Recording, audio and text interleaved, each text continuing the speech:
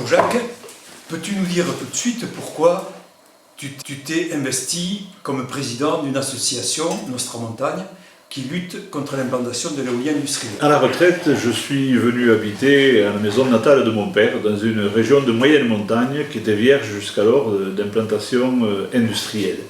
Et là, j'ai découvert peu de temps après, effectivement, un projet d'éolien industriel sur la commune limitrophe de notre commune, de notre petit village. Et donc j'ai découvert au fur et à mesure de l'implication dans ce domaine-là, des problèmes que pose effectivement l'éolien industriel au travers de trois symboles.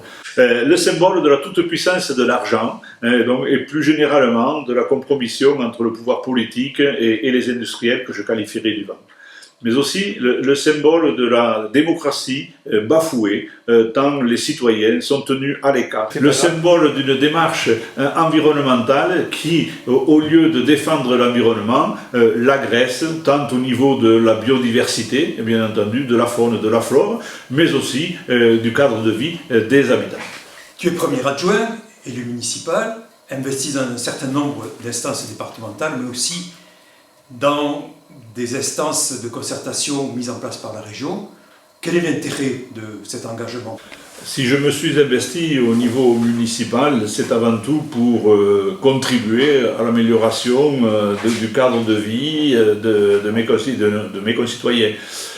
Mais on s'aperçoit vite que les décisions ne sont pas toujours au niveau municipal, elles sont prises dans d'autres instances dans lesquelles il faut effectivement être représenté, même si ce n'était pas l'ambition du départ. Pourquoi y être représenté? À la fois pour observer ce qui s'y passe, les enjeux, comment les décisions sont prises, et ensuite éventuellement apporter certaines observations, certaines contributions pour faire en sorte que toujours, pareil, en descendant, l'amélioration soit visible auprès de la communauté que l'on représente.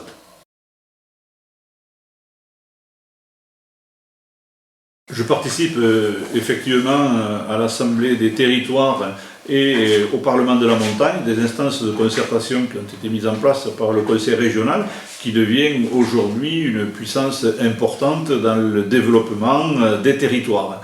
Donc dans ces deux instances, et plus particulièrement dans le Parlement de la montagne, nous traitons effectivement de ce que la montagne peut offrir en matière d'énergie renouvelable au sens large. Et à ce propos, donc, nous avons créé avec d'autres un collectif régional où nous sommes plusieurs représentants, effectivement, à faire valoir les atouts de la montagne, mais aussi à nous élever contre l'utilisation que certains voudraient en faire. Quel bilan tu peux tirer de cette présence dans ces instances, en particulier dans les instances de concertation mises en place par la région? Dans ces instances, un débat important a eu lieu sur notamment l'acceptabilité des énergies renouvelables en zone montagne. Donc terme que l'on conteste bien entendu, puisque pour nous l'acceptabilité ce sont d'abord les habitants qui doivent effectivement se prononcer. Par contre, effectivement, nous avons fait des propositions, notamment sur la mise en œuvre ou la mise en place d'un guide de développement durable des énergies renouvelables en zone de montagne, mais dans d'autres zones, pourquoi pas, qui justement permet effectivement de mettre en évidence des points que l'implantation des énergies doit respecter pour effectivement satisfaire la population locale.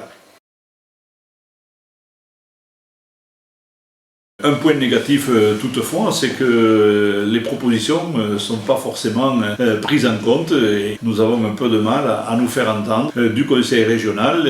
Nous avons un dialogue très difficile avec la région au-delà des instances de concertation. Par exemple, notre collectif régional a fait une proposition par rapport au projet repos de la région, le projet pour nous qui s'appelle Reposta, donc réponse en occitan, et à ce jour, effectivement, la région nous ignore complètement. Et il n'y a aucun dialogue possible sur cette contre-proposition.